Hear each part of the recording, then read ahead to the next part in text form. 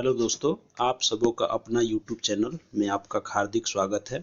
इसमें 67 बीपीएससी में एक इशू बना था जिसमें एज से रिलेटेड एक इशू था कि जिसमें सरकारी सेवक जो है वो 3 बार ही इस फॉर्म को भर सकते हैं। इसका एक कन्फ्यूजन था, जिस कन्फ्यूजन को बीपीएससी के साइट पर एक लेटर जारी किया गया। उस लेटर में क्लियर स्पष्ट लिखा हुआ है उस 3 अटेम्प्ट एग्जाम देने के रिगार्डिंग। तब तक हम लोग इस 67 बीपीएससी का एक नोटिफिकेशन देखते हैं। जो नोटिफिकेशन आया था, इस नोटिफिकेशन में क्या लिखा हुआ और उसके अगेंस्ट में क्या लेटर जारी हुआ है, और उस लेटर में जो ज्ञापन संख्या और जिस डेट का प्रीवियस डेट का जो जिक्र किया गया है, जिसके तहत वो दिया गया है, उसको भी मैं बड़ा मुश्किल से खोज करके मैं साइट से बिहार सरकार जनरल एडमिनिस्ट्रेटिव ऑफिस के साइट से उसको डाउनलोड किया हूँ। जो उस लेटर के माध्यम से ये क्लियर किया जा सकता है कि यह जो है ये क्या इशू था और इसके अनुसार ये बिहार सरकार जो मैटर लिखा था इसको किस रूप में उसको दिखाना चाह रहा था। जो इसको हम शुरू करते हैं, इसको देखते हैं। पहले 67 बीपीएससी का ये नोटिफिकेशन देखते हैं, जिसमें ये आपका एज से रिलेटेड जो इशू है उसको हम देखते हैं। पहले इसमें देखिए एज का जो है, एज वाली कॉलम पर हम लोग जाते हैं। ये देखिए आपका जो है ये उम्र सीमा से संबंधित ये आ गया। इस उम्र सीमा में जो है इसमें स्पष्ट लिखा हुआ है कि 1/8/2021 को न्यूनतम उम्र 20 वर्ष, 21 वर्ष, 22 वर्ष और अधिकतम जो स्टेट गवर्नमेंट के जो एज होता है उसमें जनरल के लिए 37 होता है, और अनारक्षित जो महिला है और पिछड़े वर्ग हैं और अत्यंत पिछड़ा वर्ग, पुरुष और महिला दोनों को मिलाकर 40 वर्ष होता है, और SC ST के लिए 42 साल होता है। यह जो है ये सभी के लिए है। इसमें देखिए क्या लिखा है, इसको हम पढ़ते हैं। इसमें ये जो है फर्स्ट कॉलम में लिखा है, कार्मिक एवं प्रशासनिक सुधार विभाग के संकल्प संख्या 6519 दिनांक 10/9/2003 के आलोक में इस परीक्षा में बैठने के लिए अवसरों की सीमा समाप्त कर दी गई है। ये तो एक लेटर हो गया कि 6519 10/9/2003 के हिसाब से इस नोटिफिकेशन के तहत अवसरों की सीमा बंद कर दी गई। पहले अवसरों की एक सीमा थी, लेकिन 2003 के बाद उसको अवसरों की सीमा खत्म कर दी कि जितने मर्जी जितना बार अटेम्प्ट आप दे सकते हैं। इसके बाद एक ये मैटर एक लिखा हुआ है कि परंतु सरकारी सेवकों के लिए निर्धारित अधिकतम 3 अवसरों की सीमा लागू रहेगी।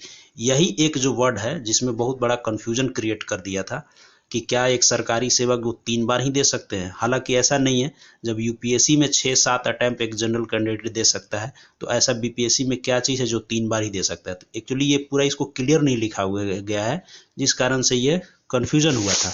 और ये दूसरी बात ये भी है, इसके बाद एक और देख सकते हैं जिसमें ये लिखा हुआ है कि कार्मिक प्रशासनिक सुधार विभाग के संकल्प संख्या इतना इतना और 20/9/2019 के आलोक में ऐसे सरकारी सेवक जो बिहार सरकार के नियमित रूप से सरकारी सेवक हों, जो रेगुलर 3 साल की सर्विस जिसकी पूरी हो चुकी है, उनको जो है अधिकतम उम्र सीमा में 5 वर्ष की छूट जाए। यानी अधिकतम उम्र सीमा का मतलब कि जिसका 37 जो जनरल लिया जाता है, उस 37 में 5 साल जोड़ दिया तो 37, 38, 39, 40, 41, 42, यानी कि जनरल भी 42 ईयर तक दे सकता है, इस कंडीशन में जब वो 3 साल की गवर्नमेंट सर्विस स्टेट गवर्नमेंट में करता हो। ये रूल सभी के लिए है, ये स्टेट गवर्नमेंट हो या सेंट्रल गवर्नमेंट में, कोई भी 3 साल अगर वो सेवा देता है तो उसको जो है 5 साल की छूट दी जाती है।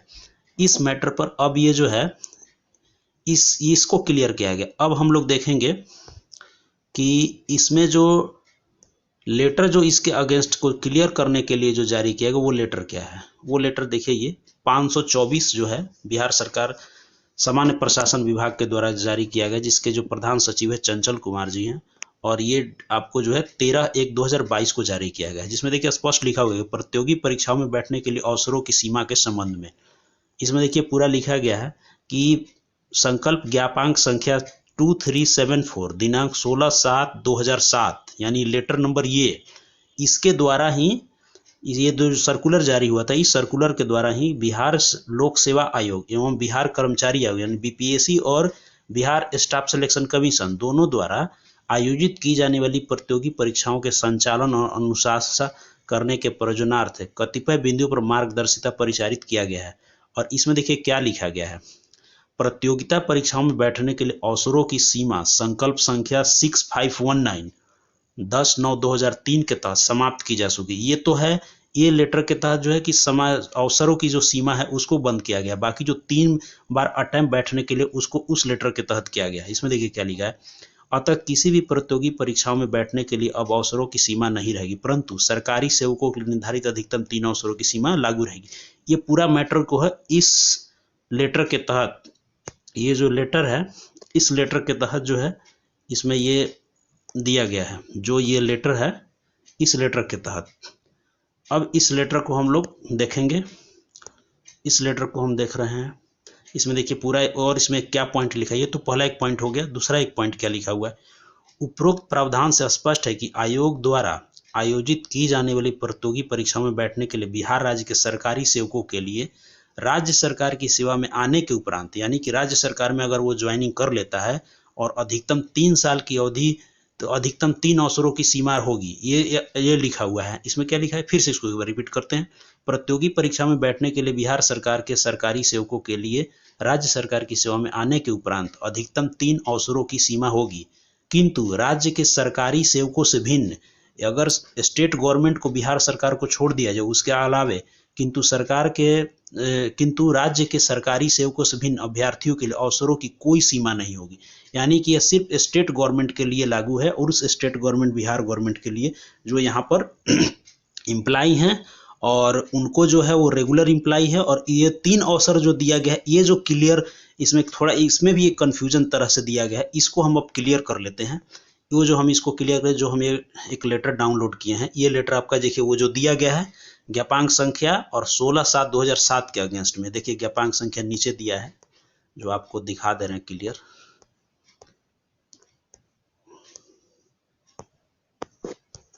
ये देखिए ये सब ज्ञापांक संख्या है जो आमिर सुबहानी सरकार के उस समय सचिव थे उनके द्वारा दिया गया है। ये देखिए 2374 16/7/2007 का है। यही इसी ज्ञापांक संख्या और ये डेट को उसमें दिखाया गया है। जो आपको पहले लेटर है उस लेटर को हम दिखाते हैं। ये आपका पहले का जो लेटर है, ये देखिए ये जो आपका लेटर है, इस लेटर में क्लियर ये लिखा हुआ है क्या, ये वाली जो है, ये वाली कॉलम में,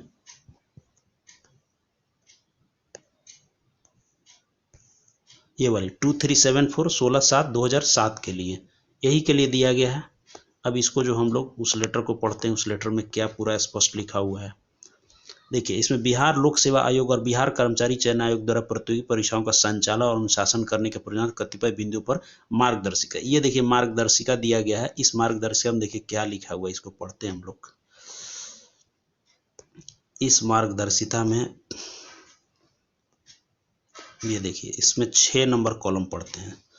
इसमें 6 नंबर कॉलम में जो लिखा हुआ है, 6 नंबर कॉलम में ये जो लिखा है, इस 6 नंबर कॉलम में जो है, इस 6 नंबर कॉलम में लिखा हुआ है सरकारी सेवकों द्वारा उच्चतर वेतनमान की सेवा, यानी कि अगर व्यक्ति अगर ग्रुप सी में ज्वाइन किया है या उस ग्रेड कर, जैसे मान लीजिए 4200 ग्रेड पे में अगर ज्वाइन किया है या उससे कम की ग्रेड पे ज्वाइन किया, तो उससे अगले ग्रेड के लिए अगर वो एग्जाम देना चाहता है, उस कंडीशन के लिए दिया है कि सरकारी सेवकों द्वारा उच्चतर वेतनमान की सेवा संवर्ग में जाने के लिए प्रतियोगी परीक्षा में भाग लेने हेतु अधिकतम आयु सीमा में 5 वर्ष की छूट की व्यवस्था पूर्वोत्तर लागू रहेगी। यह पहले से लागू है और इसको भी लागू किया जाएगा, ये इस कॉलम में दिया गया है। सॉरी,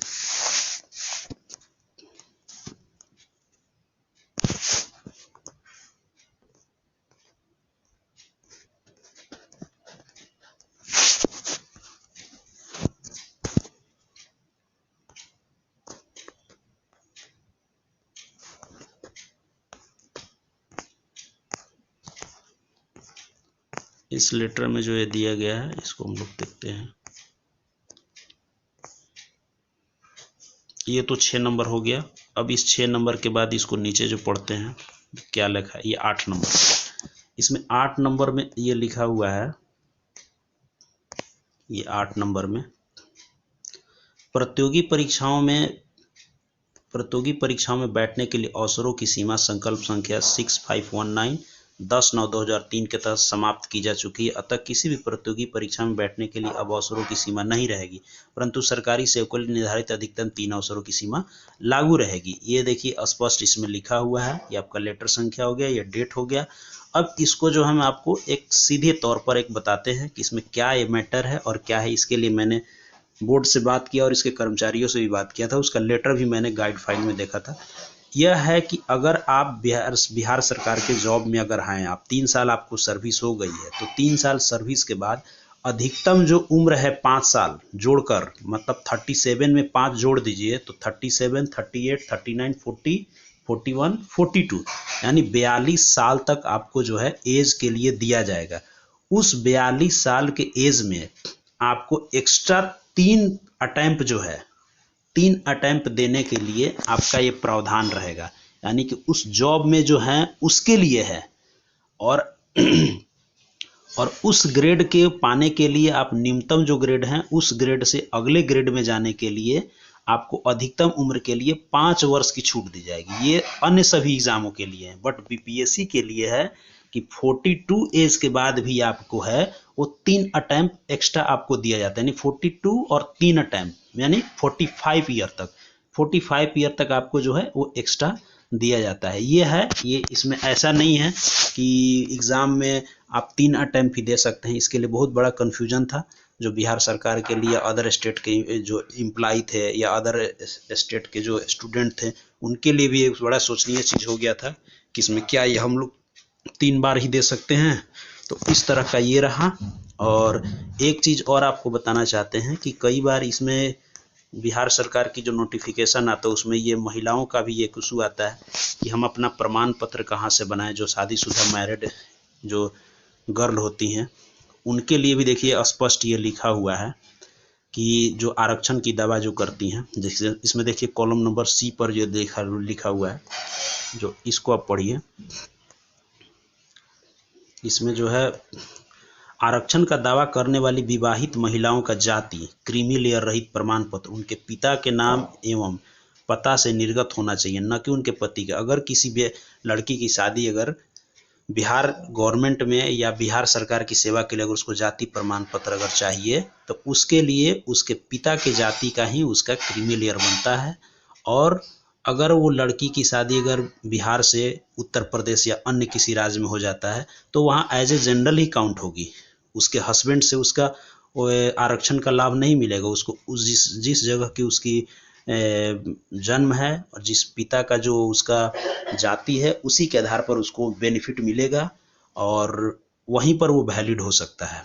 दूसरे स्टेट में उसके लिए वो जनरल ही होगा।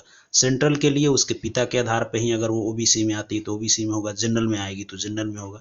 ये एक कन्फ्यूजन था जो इस लेटर पे भी लिखा और इसके अगेंस्ट में एक जो सर्कुलर जारी हुआ तो उस सर्कुलर को भी निकाल कर हम देखे हैं। इसमें स्पष्ट एक क्लियर लिखा हुआ है कि लड़की और महिला शादीशुदा महिलाओं के लिए यह होगा। उसका आवासीय बन सकता है उसके हस्बैंड का, बट उसका जो है ओबीसी बनाने के लिए जाति आवासीय आय तीनों की ज़रूरत होती है। वो उसके पिता के ही नाम से बनेगा और पिता के ही जगह से बनेगा। धन्यवाद दोस्तों, ये आप लोगों के लिए जो ये कन्फ्यूजन था ये क्लियर हो गया और आगे के लिए आप लोग तैयारी कर सकते हैं, कोई दिक्कत नहीं है कभी भी।